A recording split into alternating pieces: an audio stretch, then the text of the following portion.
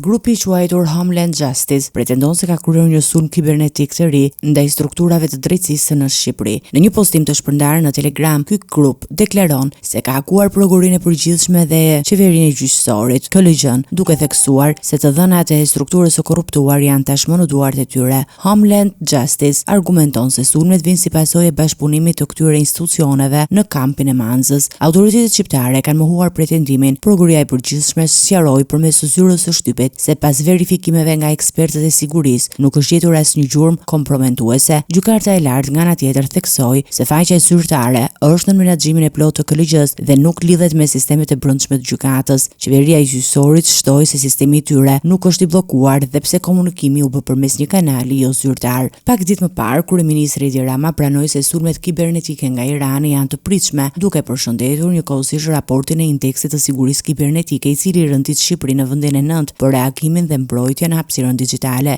Ekspertët vlerësojnë se këto sulme, pavarësisht se të kufizuara, tregojnë rritjen e kërcënimeve kibernetike ndaj institucioneve kritike dhe nevojën për përforcim të sigurisë në të gjitha nivelet e qeverisë.